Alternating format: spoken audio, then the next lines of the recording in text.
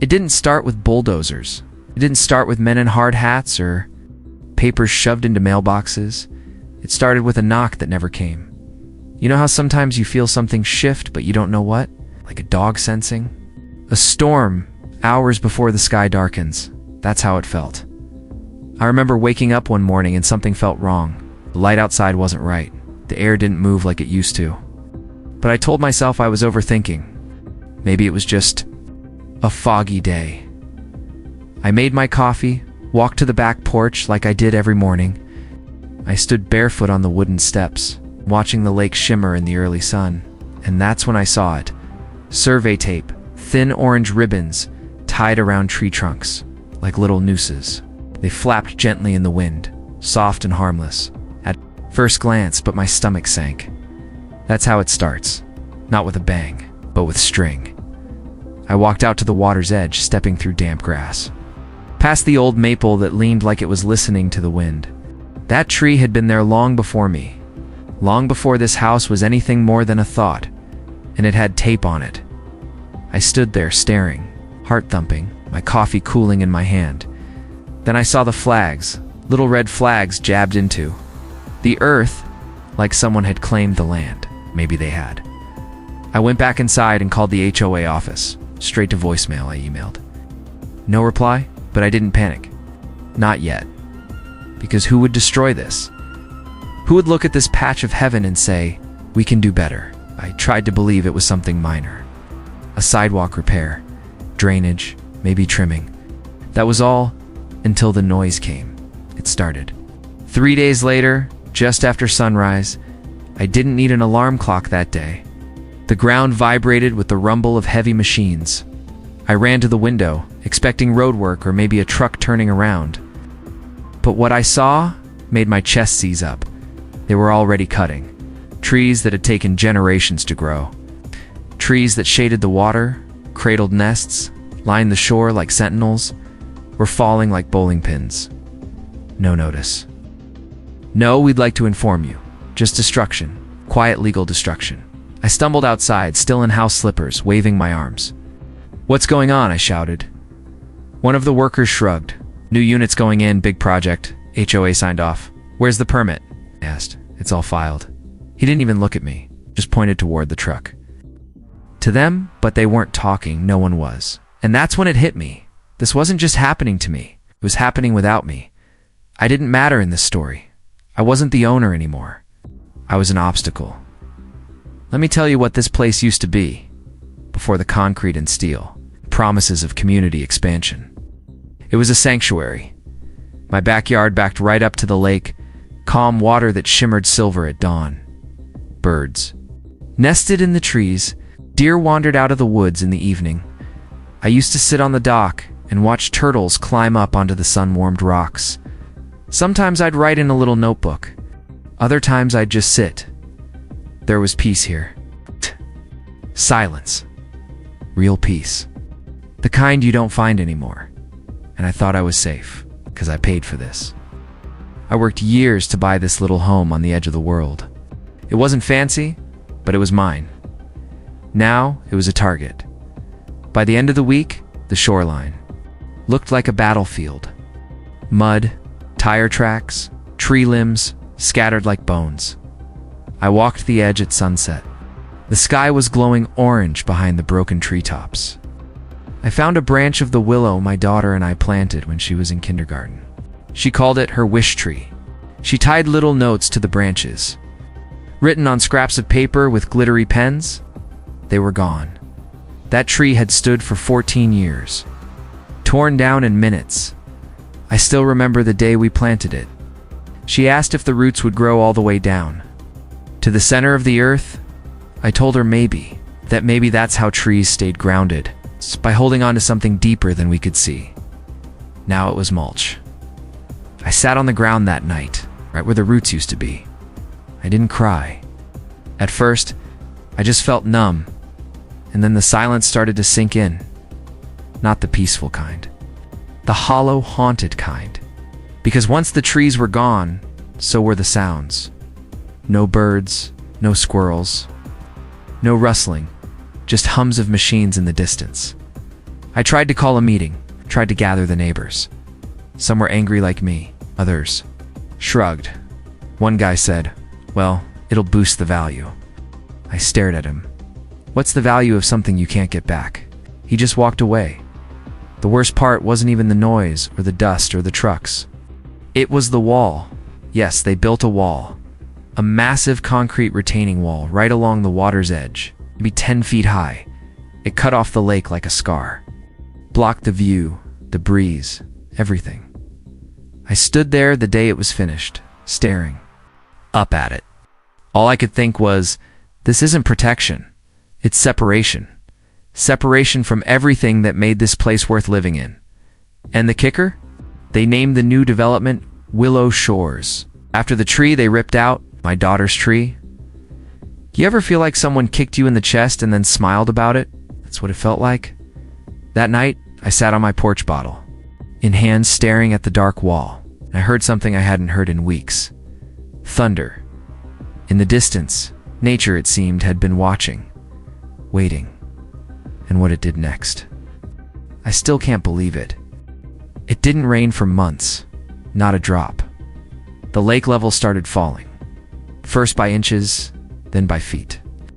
You could see it, the cracked, thirsty lines creeping up the shore. People thought it was just a dry season. Maybe it was, or maybe something. Deeper was shifting, but while the water vanished, the buildings rose. Cranes swinging above the trees that no longer stood. Workers hammering away at dawn. Cement trucks backing up with their beeping noise echoing through what used to be bird calls. It felt like the land was holding its breath. The first tenants moved in while the dust was still settling. Smiling couples with lattes and boxes. Real estate agents with clipboards. Everyone pretending this wasn't built on the grave of something irreplaceable. I kept to myself mostly. What was there to say? If you haven't lived through the slow erasure of your home, it's hard to explain. It's not one big moment. It's death by 1,000 cuts. And some of those cuts come with smiles. "Hey neighbor," one of them said. I was raking the dead leaves that had started to pile up unusually, thick around my foundation. "You been here long?" she asked. I nodded. "It's long enough to remember what this place used to sound like." She laughed, not getting it. "What's nice now?"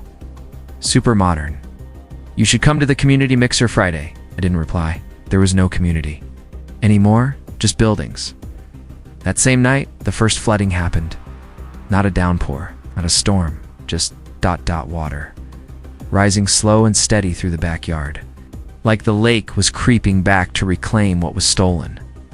I watched it swallow the base of the wall, then the fire pit, and the legs of the old bench. By morning, it receded, like it had changed its mind. But it left behind a thick green. Sludged at the HOA said it was drainage. Temporary issue. I sent an email about stormwater management optimization. Funny thing was, there hadn't been a storm. Just silence, then water. I started documenting everything. Photos, videos. Logs not for the HOA, they didn't care. Not for the city, they were already in someone's pocket. I was doing it because I needed proof. Proof that this wasn't just in my head, that this place was fighting back. One night, I uploaded a video to YouTube. Nothing fancy, just me, sitting on my porch talking into my phone. I didn't plan it, didn't even brush my hair. I said, "If you ever loved a place and watched it be torn apart in front of you, stay with me. Because something is happening here, and no one's listening." That video didn't go viral, but it reached people. People who'd been through similar things. People who got it. The comments poured in. One guy from Oregon said his old fishing creek was filled in for a shopping center. A woman from Florida said her childhood grove became a strip mall. A teacher from Michigan said, "They bulldozed our woods and put up parking." My students wrote eulogies for trees. I wasn't alone, and neither are you. If you're watching this now, if any part of this story feels like something you've lived, hit that subscribe button. Not because I need numbers, but because the more people see this, the harder it becomes to ignore. This isn't just about one lake, one neighborhood. It's happening everywhere, and the more we share, the more we fight back. Back to the story. That fall, I noticed something strange. Insects. Swarms of them. Not the usual mosquitoes or gnats. These were thick clouds like smoke, but buzzing. They moved like they were searching for something. They came around dusk, hovered near the wall, clung to the new windows of the condo units. The HOA sprayed. Twice, it didn't help. Then came the birds. Not the songbirds. These were louder, hungrier. Crows, mostly. They gathered on the rooftops, staring silently. Every morning I'd walk out and see feathers, droppings, and claw marks on siding. They circled the site like it was dying meat. That winter was dry. Too dry. The grass turned brittle by December. Even the lake froze in patches it usually never did. Then came the sinkholes, small ones at first, little collapses in the new pavement. A few patches along the shoreline that dipped in, one opened right in the middle of the newly paved walking trail, jagged hole 5 feet across. They cordoned it off with orange tape, patched it quickly, and acted like nothing had happened. But it kept happening. 6 more over the next month. Someone in the Facebook group posted, "Is this normal?" The post was deleted. Then came the smell, rot, coming from the lake, thick and sour. Like something buried was rising. I walked down one evening and saw a film on the surface of the water, slick and rainbow-colored, like oil.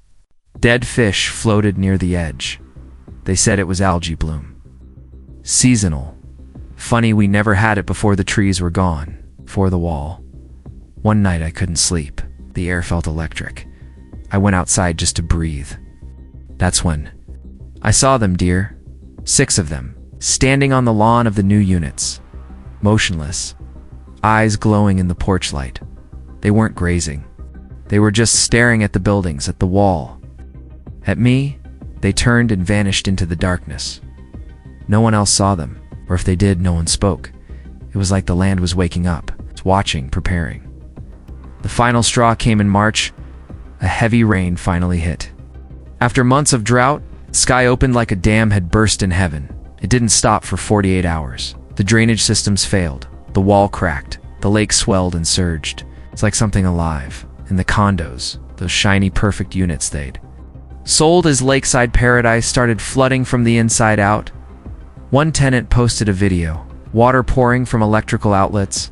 Another, basement garages submerged up to the ceiling. I stood on my porch. It's dry, watching, not cheering. Not smiling, just watching, because I knew this wasn't revenge. Wasn't karma. It was correction. Nature doesn't forget, doesn't forgive either. And sometimes it waits quietly, patiently, until it knows exactly where to strike. I don't know the exact day the lake changed. It wasn't sudden, no big splash or dramatic shift. It was more like waking up and realizing something familiar now looked ... unfamiliar. You ever notice how water usually reflects the sky? For blue, gray for gray. But one morning, the lake didn't reflect anything. It just absorbed no shimmer, no light. Just a flat matte black like oil. Like it was hiding something underneath. I stood at the shoreline, my boots squishing in mud that used to be dry grass. I'd never seen it that color. I threw a rock. It didn't ripple. It sank by then. The wall had cracked twice, not hairline. Fractures. We're talking structural damage. A 6-foot split down the western end. Right near Unit 14B. The unit that was supposed to be premium waterfront. The HOA sent contractors. They patched it with cement. 2 days later, the crack returned. This time longer. Someone spray painted a message on it. You built on a grave. It was removed by morning. HOA issued a warning. Graffiti is prohibited and will be penalized. No one asked who wrote it. No one wanted to, but the whispering started. People talked in grocery store aisles. In Facebook groups, quietly, carefully, I started getting messages. Are you the guy who posted about the trees? What else do you know? Have you seen the lake? Yes, I had. And by then it wasn't just water. People started seeing things, reflections that didn't match, shadows that moved without a source. One woman swore she saw a tree standing in the middle of the lake, tall, leafless, alone. And when she blinked, it was gone. The HOA blamed panic and internet rumors. They called an emergency meeting. I went. I stood in the back. The room was packed, more people than I'd ever seen participate. They handed out pamphlets titled, "Preserving Community Trust," as if trust was something you could fold and stapled. A man named Dennis, one of the board members, stood up. Bald, sweating, clearly nervous, he said, "The issues we're seeing are temporary. The wall is being reinforced. The water discoloration is under environmental review. We're actively working with the city to address," someone shouted. "What about the animals?" The room froze. Dennis stuttered. "What do you mean?" Another voice. "Where are the squirrels, the birds, the foxes?" And another, "Why? Are the raccoons tearing up our garages?" And another, "Why are there fish in my basement?" Yeah, that one got everyone's attention, apparently. 3 units had reported water bubbling up through their pipes, and with it, fish. Small, silver, wriggling. Dead by morning, Dennis couldn't answer. He just kept flipping through his notes that night. A video leaked footage from a security camera, one of the fancy new ones installed outside the garden walk units. It showed the lake, still silent, and then movement, a shape rising. From the water, not a person, not an animal, just ... a shape. Dark, long branch dash, like it slowly receded. No splash, no sound. The HOA tried to scrub it, said it was edited, but people had already downloaded it. It spread. And just like that, fear bloomed. Not anger, not protest. Real, bone-deep fear. The kind you don't say out loud because you don't want it to be true. That's when I knew the land had stopped whispering. It was starting to speak. I walked the shoreline the next day. I needed to see it for myself. That's when I noticed something new. Roots thick, exposed roots pushing up through the mud, like veins under skin. They weren't from any living tree. Not anymore. They came from under the lake, and they were moving slow, curling motion like they were reaching for something. I stepped back, heart pounding. Took a video, but the motion didn't show. It just looked still. That's how it worked. It didn't want to be recorded, but it wanted to be felt. The air around the lake grew heavier every day, like the gravity had changed. Like something massive and unseen had taken root below and was now ... breathing. The new residents stopped jogging, stopped walking their dogs near the shoreline. One of them, a guy named Marcus, told me he was selling. "It doesn't feel safe here," he said. "It feels wrong." He never listed the unit because a week later his house sank. Literally dropped. 6 inches overnight. Cracks spidered across the walls. Foundation ruined. FEMA showed up. The HOA called it isolated soil instability. We called it what it was. A warning. And still, they built. New concrete was poured. New units approved. Despite petitions, protests, even media coverage, the HOA pushed forward. One member actually said, "This community will thrive through adversity." That same night, Unit 17A flooded from the ceiling. The water didn't come from pipes. It came from nowhere. Just poured down, slow and steady, like rain that only existed inside. Residents evacuated. HOA blamed roofing issues. The roof was intact. Then came the night of the screams. I wasn't awake when it started, but I heard the recordings. Multiple calls to 911.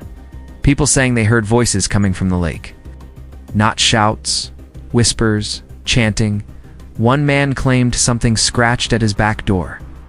Another said his child was sleepwalking toward the water. The police came, found nothing, wrote it off. But we knew this wasn't a coincidence. It was a response. Nature doesn't send emails. It doesn't hold meetings. It waits. Then it acts. One morning, I stood on my dock, or what was left of it. Half was underwater now, and I said out loud, "I'm sorry." Not because I cut the trees, not because I poured the cement, but because I didn't stop them when I had the chance. Maybe if I'd shouted louder, fought harder. Maybe if more of us had, but we didn't. We trusted paper. We trusted rules. We trusted the idea that progress meant improvement. We were wrong. Now, we live in a place where the air feels thick with warning, where the lake no longer reflects, where shadows stand as still, where silence is a sign to run. And somehow, the HOA still sends out their cheerful newsletters. Don't forget to decorate your mailboxes for spring. Community yoga this Sunday. As if everything isn't unraveling beneath their feet. I stopped opening them. I listened to the trees instead, the few that remain. They creak louder now, like they're trying to say something. And I think I'm starting to understand. It was quiet, too quiet. That was the first clue something was coming. Not the usual silence of early morning or a sleepy neighborhood. This was different. No wind, no birds, no dogs barking, no sprinklers ticking, just stillness. It felt like the air itself was waiting. Even the lake, always restless, even in drought, was like glass. Black, smooth, still. I stood on what used to be my backyard. Now it was more like a wet trench. The grass was dead. The ground sucked at my boots. Trees. What little was left of them stood like skeletons, stripped, hollowed, watching. That morning, the HOA sent out a text alert. Severe weather expected. Shelter indoors. HOA recommends securing personal items, but there was no storm warning. From the city, no news reports. There's no radar pings. Just the HOA, as if they knew. Around 2 p.m., the clouds arrived. Not from the west, like they usually do. These came from the north, rolling fast and low, like ink being spilled across the sky. By 3 p.m., the sun was gone. By 4 p.m., the wind began, but not a normal wind. This wind moved in circles. I watched leaves swirl in impossible directions like something was spinning beneath the soil. The lake began to ripple. Not from the wind, but from underneath. By 5 p.m., the first building collapsed. It was Unit 16C, a 3-story corner unit with huge glass windows and lake-facing balconies. The ground beneath it buckled like something had been chewing at it from below. It didn't fall to the side. It sank straight down, clean and terrifying. Like a mouth opening and swallowing it whole, people screamed, ran. Phones were out everywhere. I didn't run. I didn't film. I stood at the edge of the lake and waited because I knew this wasn't just a collapse. It was a sentence being carried out. By 7 p.m., 6 more units had gone under. The wall split clean in half, not broken, not eroded. Split. Like something pushed up through it, and that's when we saw it. Roots massive, twisting, covered in wet soil and something. Darker, they rose from the center of the lake like fingers, one after another. Not trees, not exactly, something older. Something that had been buried, ignored, cut down, and paved over, and was now rising back up. I saw a woman trip as she ran. She looked up frozen, and I swear those roots didn't just push. They reached coiled wrapped around Unit 11B and dragged it into the water. No one could believe it. Not even me. Until I remembered the dream I had weeks earlier. I was standing in that same spot, and a voice, not a human voice, not even words, a feeling whispered, "We remember." I didn't understand it then. I do now.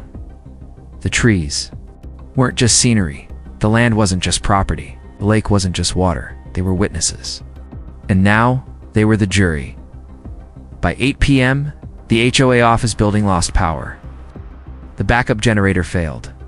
I watched Dennis, the board president, run out into the storm screaming at contractors, trying to control something that had never belonged. To him, he vanished into the fog. No one saw where he went. By 9 p.m., people were abandoning the development in droves, driving over lawns, leaving cars behind, grabbing bags, pets, kids. The sky turned green. Not storm green, sick green. Rot. Like the air itself was infected. The new condos, the ones closest to the water, began tilting inward. Like they were bowing. I heard metal groaning like bones breaking. And under it all, I heard something else. Not voices, thunder. Breathing slow. Deep, ancient, the lake was breathing. That's when I knew this wasn't just a reckoning. It was a reset, a return. Everything they'd built, gone. The trails, luxury units, the wellness center, the wall, all swallowed by the land that had once held trees, peace, silence, balance, gone, and in their place? Mud, stone, water, roots. By midnight, only a few structures remained. The lights flickered, then went dark for good. The lake spilled over its old boundary, not in a flood, not in violence, but in calm, slow reclaiming, like it was remembering. The shape it used to be. I stood there until sunrise, soaked, cold, still, but I felt something strange. Relief, not joy. Not revenge, just ... relief, because something right had finally happened. Not in the human sense of justice, not courts or fines or votes, but in the old way. The earth way, balance restored by force. It's been weeks now. The HOA no longer exists. The development has been declared unsafe and abandoned. Insurance refuses to pay. The city is investigating, but they won't find answers. Because what happened can't be filed or measured. You can't quantify a wound to the earth. You can't sue a lake. Can't threaten a forest that's already gone. The few of us who stayed, who've rebuilt slowly, quietly, respectfully. No bulldozers. No cement. Just hands in the dirt. The roots have settled. The wind is back. The birds have returned, different ones, but still the lake has cleared. Some days it reflects again. Other days it stares back, and when it does, I nod because I know now. Some places aren't meant to be tamed, and if you try, nature remembers. It waits. It watches. And when it decides it's time, it takes back everything.